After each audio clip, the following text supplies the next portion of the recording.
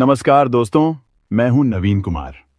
आज के वीडियो में हमेशा की तरह दो कहानियां हैं, दोनों ही सच्ची और दिल दहला देने वाली हैं। इसलिए आप आखिर तक जरूर देखना। और हाँ, वीडियो देखने के बाद कमेंट करके जरूर बताइए कि आप ये वीडियो कहां से देख रहे हैं। और आज की पहली कहानी नवी मुंबई के पनवेल की है। 9 नवंबर की दोपहर करीब 2:30 बजे की बात है। नवी मुंबई के पनवेल इलाके में स्थित सिटी पुलिस थाने के थाना प्रभारी अजय कुमार लांडगे को एक जरूरी सूचना मिली। खबर यह थी कि पनवेल के hotel Sameer lodging and boarding के कमरा नंबर 101 में कोई गंभीर घटना हुई है। बताया गया कि कमरे में ठहरे एक पति पत्नी और उनकी 2 साल की बच्ची की हालत ठीक नहीं है। यह खबर मिलते ही थाना प्रभारी अजय कुमार लांडगे अपने सहायक इंस्पेक्टर शत्रुघ्न माली, महिला एएसआई सरिता मुसले और कांस्टेबल योगेश मेढ़ को साथ लेकर तुरंत होटल लॉजिंग एंड बोर्डिंग की ओर निकल पड़े। ये होटल नवी मुंबई के पनवेल इलाके का एक जाना माना होटल था। यहाँ पहले कभी ऐसी घटना नहीं हुई थी। इसी वजह से होटल का पूरा स्टाफ घबरा गया था। जैसे ही यह खबर फैली, होटल में ठहरे लोगों में भी हलचल मच गई। लोग कमरा नंबर 101 के सामने आकर जमा हो गए। पुलिस जब कमरे में पहुंची तो देखा कि डबल बेड पर एक आदमी, एक औरत और एक छोटी बच्ची सीधे लेटे हुए थे। देखने पर पता चला कि आदमी और औरत की सांस बहुत हल्की चल रही थी, लेकिन बच्ची की सांस बिल्कुल बंद हो चुकी थी। बच्ची के मुंह से झाग निकल रहा था और उसका पूरा शरीर नीला पड़ गया था। कमरे में कीटनाशक दवा की तेज बदबू आ रही थी। इससे पुलिस को तुरंत समझ में आ गया कि मामला क्या है। थाना प्रभारी ने देर न करते हुए फौरन एम्बुलेंस बुलवाई और तीनों को पास के अस्पताल भिजवाया। वहां डॉक्टरों ने बच्ची को देखते ही मृत घोषित कर दिया। आदमी और औरत बेहोश थे, इसलिए उन्हें शुरुआती इलाज के बाद मुंबई के जेजे अस्पताल भेज दिया गया। दोनों की हालत बहुत नाजुक थी। मामला काफी गंभीर था। थाना प्रभारी किसी तरह की लापरवाही नहीं करना चाहते थे, इसलिए उन्होंने तुरंत अपने बड़े अफसरों को खबर दी और खुद मौके की जांच में लग गए। पुलिस ने होटल मैनेजर और वहां काम करने वाले लोगों से पूछा तो पता चला कि ये लोग 2 दिन पहले ही आकर होटल में रुके थे। होटल के रजिस्टर में उन्होंने अपना नाम पति पत्नी के तौर पर लिखवाया था। ये लोग कौन थे और कहां से आए थे, यह बात होटल के रजिस्टर और कमरे की तलाशी से साफ हो गई। पता चला कि ये लोग केरल के रहने वाले थे। थाना प्रभारी अजय कुमार लांडगे अब भी मौके की जांच कर ही रहे थे कि खबर मिलते ही पुलिस के बड़े अफसर भी वहां पहुंच गए। उनके साथ फॉरेंसिक टीम भी आई थी। फॉरेंसिक टीम ने कमरे से जरूरी सबूत इकट्ठा किए। इसके बाद थाना प्रभारी ने होटल का कमरा सील करवा दिया और बच्ची के शव को पोस्टमार्टम के लिए जेजे अस्पताल भेज दिया। फिर होटल मैनेजर की शिकायत पर मामला दर्ज किया गया और जांच शुरू हो गई। जब कमरे में मिले कागजात के सहारे पुलिस ने उनके परिवार वालों से संपर्क किया तो उनके सामने एक चौंकाने वाला सच आ गया। जांच में पता चला कि आत्महत्या की कोशिश करने वाले लोग पति पत्नी नहीं बल्कि प्रेमी प्रेमिका थे। उनके नाम लिजी कुरियन और वसीम अब्दुल कादिर थे। जो बच्ची मरी थी उसका नाम जोहना था। आगे खुलासा हुआ कि ये दोनों खुद एक हत्या के मामले में आरोपी थे। उन पर रिजोश कुरियन की हत्या का आरोप था। यह बात सामने आते ही पुलिस ने लिजी कुरियन और वसीम अब्दुल कादिर को हिरासत में ले लिया। ये दोनों केरल के इडुक्की जिले के संथनपारा थाना क्षेत्र के रहने वाले थे, इसलिए पनवेल पुलिस ने इस मामले की जानकारी संथनपारा पुलिस को भी दे दी। अपराध की जानकारी मिलते ही केरल के संथनपारा थाने के एसआई विनोद कुमार अपनी टीम के साथ पनवेल आ गए। मुंबई पुलिस की हिरासत में आरोपियों के परिवार वाले भी मौजूद थे। मुंबई पुलिस और केरल पुलिस ने मिलकर जब मामले की जांच की तो धीरे धीरे पूरी कहानी सामने आ गई। 36 साल का रिजोश कुरियन केरल के इडुक्की जिले के संथनपारा इलाके के एक छोटे से गांव में रहता था। वह वहीं के एक बड़े रिजॉर्ट में काम करता था। उसके घर में उसकी पत्नी लिजी कुरियन और उनकी छोटी बेटी जोहना थी। लिजी और रिजोश की मुलाकात काम के दौरान हुई थी। पहले दोनों में दोस्ती हुई, फिर प्यार हो गया। 4 साल पहले दोनों ने परिवार की रजामंदी से शादी कर ली थी। शादी के बाद लिजी और रिजोश की जिंदगी ठीक ठाक चल रही थी। रिजोश जिस रिसॉर्ट में काम करता था वहां तनख्वाह ज्यादा नहीं थी, लेकिन जैसे तैसे घर का खर्च चल जाता था। कभी पैसों की तंगी होती तो लिजी चुपचाप एडजस्ट कर लेती थी। जब लिजी के यहाँ बेटी जोहना पैदा हुई तो घर के खर्च और बढ़ गए। लिजी नहीं चाहती थी कि जिस कमी में वह खुद जी रही है वही हाल उसकी बेटी का भी हो। इसी सोच के साथ उसने खुद नौकरी करने का फैसला किया। जब उसने यह बात अपने पति रिजोश से कही तो उसे पत्नी का यह विचार पसंद नहीं आया। तब लिजी ने समझाया कि अगर हम दोनों कमाएंगे तो बेटी की पढ़ाई और परवरिश दोनों अच्छे से हो पाएगी। रिजोश को उसकी बात सही लगी, लेकिन उसे एक चिंता थी कि लिजी के नौकरी पर जाने के बाद जोहना की देखभाल कौन करेगा। इस पर लिजी ने कहा कि यहाँ ऐसे कई पालन घर हैं जहाँ बच्चों को ठीक से रखा जाता है और अच्छी देखभाल भी होती है। आखिरकार मन न होते हुए भी रिजोश पत्नी की बात मान गया। इसके बाद रिजोश ने अपने ही रिसोर्ट के मशरूम फार्म में लिजी को नौकरी दिलवा दी। नौकरी लगने के बाद दोनों रोज साथ साथ घर से निकलते थे। पहले अपनी बेटी जोहना को पालन घर छोड़ते, फिर काम पर चले जाते थे। ड्यूटी से लौटने के बाद ये लोग अपनी बेटी जोहना को पालन घर से घर ले आते थे। साथ काम करने और दोनों की मेहनत से परिवार में खुशहाली आ गई थी। धीरे धीरे घर की स्थिति सुधर गई और बेटी के भविष्य के लिए भी वे पैसों की बचत करने लगे थे। सब कुछ ठीक चल रहा था, लेकिन उनकी खुशी पर रिसोर्ट के मैनेजर वसीम अब्दुल कादिर की नजर पड़ गई। जिस दिन से उसने लिजी को देखा, उसका दिल उस पर आ गया। 27 साल के वसीम अब्दुल कादिर भी उसी इलाके में रहते थे जहां रिजोश कुरियन रहते थे। वह अविवाहित था और लिजी को पाने के लिए उसने मन बना लिया था। रिसोर्ट में वसीम अब्दुल कादिर की छवि कर्तव्यनिष्ठ और सख्त स्वभाव वाले व्यक्ति की थी, लेकिन रिजोश और लिजी के सामने वह नरम और उदार बन गया। लिजी के करीब जाने के लिए वसीम लगातार उसके पीछे पड़ गया। वह उसे प्रभावित करने के लिए अक्सर रिसोर्ट में घूमता और लिजी के पास रहने की कोशिश करता। जब यह सब लिजी पर असर नहीं हुआ तो उसने दूसरा तरीका अपनाया। वसीम ने लिजी के पति रिजोश से दोस्ती कर ली। इसके बाद वह रिजोश के घर आने जाने लगा। कभी कभी पार्टी का बहाना बनाकर वह रिजोश को होटलों में ले जाता और उसे खूब शराब पिलाता। जब रिजोश शराब के नशे में हो जाता तो वसीम उसे छोड़ने के बहाने उसके घर पहुंच जाता। घर में वह लिजी से यह कहकर सहानुभूति बटोरता कि रिजोश सड़क पर पड़ा था और मैं उसे उठाकर ले आया। रिजोश को कमरे तक पहुंचाने में वह लिजी की मदद लेता और इसी दौरान उसके शरीर को छूने की कोशिश करता। लिजी चाहकर भी उसका विरोध नहीं कर पाती थी। जब लिजी नशे में चूर रिजोश को संभालती तो वसीम बीच में आने लगता। कई बार ऐसा होने के बाद एक दिन उसने हिम्मत करके लिजी का हाथ पकड़ लिया। लिजी ने हाथ छुड़ाने की कोशिश की, लेकिन वसीम ने नहीं छोड़ा और अपने प्यार का इजहार किया। लिजी ने पहले नाराजगी जताई और वसीम से कहा कि वह एक बेटी की मां है और इसलिए उसे भूल जाना चाहिए, लेकिन वसीम पीछे नहीं हटा। वह लगातार लिजी के दिल में अपनी जगह बनाने की कोशिश करता रहा। उसकी हमदर्दी और सहानुभूति के चलते लिजी के मन में भी उसके प्रति प्यार का अंकुर धीरे धीरे फूटने लगा। धीरे धीरे लिजी का झुकाव भी वसीम की तरफ होने लगा। इसके दो बड़े कारण थे। एक तो कि रिजोश पूरी तरह शराब का आदी हो गया था और दूसरा यह कि वह लिजी की तनमन की जरूरतें पूरी नहीं कर पा रहा था। पति की नाक के नीचे पत्नी की यह हालात देखकर लिजी ने आखिरकार वसीम के लिए अपने दिल का दरवाजा खोल दिया। इसके बाद दोनों के बीच नजदीकियां बढ़ गईं और एक दिन उन्होंने मौका पाकर अपनी इच्छाएं पूरी कर लीं।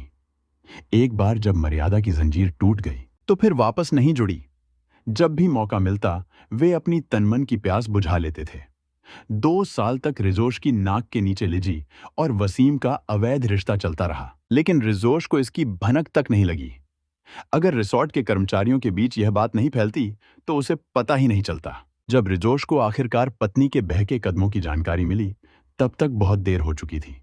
रिजोश विरोध नहीं कर सकता था, इसलिए उसने लिजी की नौकरी छुड़वा दी और उसे घर में रहने को कहा। लिजी को पति की बात माननी पड़ी। इतना ही नहीं, रिजोश ने लिजी को यह भी हिदायत दी कि वह अपने प्रेमी वसीम से न मिले। मुलाकात बंद होने पर लिजी और वसीम दोनों परेशान हो गए। किसी तरह मौका मिलने पर लिजी ने वसीम से मिलकर कहा कि पति के होते हुए हमारी मुलाकात नहीं हो पाएगी, इसलिए रास्ते की रुकावट बने रिजोश को रास्ते से हटाना होगा। वसीम भी यही चाहता था। इसी के बाद दोनों ने मिलकर रिजोश को खत्म करने की खतरनाक योजना बनाना शुरू कर दी। 31 अक्टूबर को अपनी योजना के अनुसार वसीम अब्दुल कादिर ने लिजी के पति रिजोश को रिसोर्ट में बुलाया और उसके साथ शराब पी। वसीम ने रिजोश को बहुत ज्यादा शराब पिलाई। जब रिजोश नशे में चूर हो गया तो वसीम ने उसका गला दबाकर हत्या कर दी। फिर उसका शव रिसोर्ट के अंदर ही एक गहरी खाई में डालकर जला दिया। वसीम ने यह बात लिजी को भी बता दी। जब 3 दिन तक रिजोश घर नहीं लौटा तो परिवार वालों को उसकी चिंता हुई। रिजोश के भाई उसकी तलाश में लग गए। काफी खोजबीन के बाद भी जब उसका कोई पता नहीं चला तो 4 नवंबर को रिजोश के भाई और साले संथनपरा थाना पहुंचे और वहां रिजोश की गुमशुदगी दर्ज करवाई। मामला काफी गंभीर था। केरल के पुलिस आयुक्त महेश कुमार ने इसकी जांच थाना प्रभारी प्रदीप कुमार को सौंप दी। थाना प्रभारी प्रदीप कुमार ने एसआई विनोद कुमार के साथ मिलकर अपनी जांच शुरू की। लेकिन पुलिस तफ्तीश की पहली सीढ़ी भी चढ़ पाई थी कि 5 नवंबर की सुबह लिजी कुरियन अपनी बेटी जोहना के साथ अचानक गायब हो गई। जांच में पता चला कि लिजी के साथ रिसोर्ट का मैनेजर वसीम अब्दुल कादिर भी गायब है। अब मामला पुलिस के लिए संदिग्ध हो गया। जब पुलिस ने लिजी और वसीम का बैकग्राउंड खंगाला तो सच सामने आ गया। पुलिस को यकीन हो गया कि रिजोश कुरियन किसी रहस्यमय साजिश का शिकार हुआ है और मामले की तह में जाना जरूरी था। पुलिस को शक हुआ कि शव फार्म हाउस में छिपाया गया है। इसके लिए पुलिस ने रिसोर्ट और उसके आसपास के इलाके का बारीकी से जांच की। इसी शक के बाद सुबह करीब 10 बजे इडुक्की डॉग स्क्वाड की जेनी नाम की एक कुतिया को मौके पर लाया गया। सबसे पहले जेनी को रिजोश के घर ले जाया गया, जो फार्म हाउस से करीब 1.5 किलोमीटर दूर था। वहां जेनी ने रिजोश की कमीज सूंघी और सीधे फार्म हाउस की तरफ चल पड़ी। फार्म हाउस पहुंचकर वह जलाशय के पास गई और एक गड्ढे के आसपास कई बार घूमने लगी। इसके बाद पुलिस ने खुदाई करने वाली मशीन मंगवाई और मिट्टी हटाई गई। इसी दौरान एक मजदूर की मदद से रिसोर्ट की एक गहरी खाई से रिजोश का अधजला शव बरामद हो गया। 7 नवंबर को बरामद हुए रिजोश के शव की शिनाख्त कर उसे पोस्टमार्टम के लिए केरल के मेडिकल कॉलेज भेज दिया गया। अब यह साफ हो गया था कि रिजोश की हत्या में वसीम अब्दुल कादिर का सीधा हाथ था। पुलिस ने वसीम के परिवार वालों पर दबाव बढ़ा दिया और उसके भाई को हिरासत में लेकर मामले की तह तक पहुंचने की कोशिश शुरू कर दी। 8 नवंबर को जब यह खबर पत्रकारों को मिली तो अखबारों और टीवी चैनलों में सुर्खियों में छा गई। लिजी और वसीम ने यह खबर देखी तो उनके चेहरे का रंग उड़ गया। भाई की कस्टडी और मीडिया की सुर्खियों से वसीम को समझ में आ गया कि अब उनका बचना संभव नहीं है। इससे पहले कि पुलिस उन दोनों तक पहुंचती, उन्हें अपने किए पर पछतावा हुआ और दोनों ने अपने जीवन को खत्म करने का फैसला कर लिया। रात में घूमने का बहाना बनाकर लिजी और Waseem hotel Sameer lodging and boarding से बाहर गए और बाजार से कीटनाशक दवा खरीद ली। इस मामले को लेकर वे पूरी रात परेशान रहे। सुबह करीब 10 बजे दवा का सेवन किया। दवा के असर से बच्ची बच नहीं पाई और उसकी मौत हो गई, जबकि दोनों बेहोश हो गए। उन्हें तुरंत अस्पताल भेजा गया। बाद में वे ठीक हो गए। इस बीच केरल के संथनपारा थाना पुलिस के थाना प्रभारी वसीम के भाई से पूछताछ करने में सफल होने वाले थे, लेकिन उससे पहले ही मुंबई पुलिस ने संथनपारा पुलिस को मामले की पूरी जानकारी दे दी। नवी मुंबई पुलिस और केरल पुलिस ने मिलकर मामले की जांच की और लिजी कुरियन और वसीम अब्दुल कादिर को मीडिया के सामने पेश कर पूरे केस का खुलासा किया। रिजोश कुरियन की हत्या के मामले में दोनों को विस्तार से पूछताछ के लिए केरल पुलिस ने ट्रांजिट रिमांड पर अपने साथ ले लिया। और आज की दूसरी कहानी महाराष्ट्र के सोलापुर की है। सोलापुर के दयानंद कॉलेज के पास एक इलाका है वैद्यवाड़ी। इसी इलाके में सुजित अप्पा साहेब जमादार रहता है। वह मेडिकल रिप्रेजेंटेटिव का काम करता था। एमआर होने की वजह से उसकी सैलरी अच्छी थी। वह हमेशा साफ सुथरा और ठीक ठाक कपड़े पहनकर रहता था। इसी दौरान उसकी पहचान एक किन्नर से हुई। वह दिखने में बहुत अच्छा था और रहने सहने में भी काफी अच्छा था। कभी साड़ी पहनता, कभी ड्रेस। उसका नाम प्रकाश व्यंकप्पा कोली था। उसने देखकर पहली नजर में कोई नहीं कह सकता था कि वह किन्नर है। बात करते ही उसकी आवाज के मर्दाना लहजे से पता चल जाता था। सब उसे प्रकाश नहीं बल्कि स्वीटी कहकर बुलाते थे। इसी वजह से सुजित को भी शुरू में लगा कि वह एक लड़की है। उसकी खूबसूरती पर सुजित पूरी तरह फिदा हो गया। बाद में जब उसे पता चला कि वह लड़की नहीं बल्कि किन्नर है, तब भी सुजित ने उससे मिलना जुलना बंद नहीं किया। प्रकाश उर्फ स्वीटी अपने ही समाज यानी किन्नर के साथ रहता था। वह उनके साथ कार्यक्रमों में जाता और लोगों से पैसे मांगता था। जब भी वह नई साड़ी या नई ड्रेस पहनकर पूरी तरह सज संवर कर घर से निकलता तो सुजित उसकी तरफ और ज्यादा आकर्षित हो जाता। सुजित को उससे बात करना अच्छा लगता था। इस तरह दोनों की रोज मिलने जुलने की आदत हो गई। धीरे धीरे सुजित के मन में प्रकाश के लिए प्यार पैदा हो गया। सुजित उम्र में भी छोटा और कच्ची समझ का था। उसमें इतनी समझ नहीं थी कि वह जिससे प्यार कर रहा है उस रिश्ते को समाज कभी स्वीकार नहीं करेगा और शादी के बाद भी उनकी कोई संतान नहीं हो सकती। फिर भी एक दिन सुजित ने हिम्मत करके प्रकाश से अपने दिल की बात कह दी, मुझे तुमसे प्यार है। ऐसा जैसे ही सुजित ने प्रकाश उर्फ स्वीटी से कहा, वह घबरा गई। शुरू में उसने साफ मना कर दिया, लेकिन सुजित अपनी जिद पर अड़ा रहा। वह बार बार कहने लगा, आखिरकार सुजित की बातों और उसके प्यार ने प्रकाश उर्फ स्वीटी के दिल को भी छू लिया। उसके मन में भी सुजित के लिए प्यार पैदा हो गया। इस तरह धीरे धीरे दोनों एक दूसरे से प्यार करने लगे।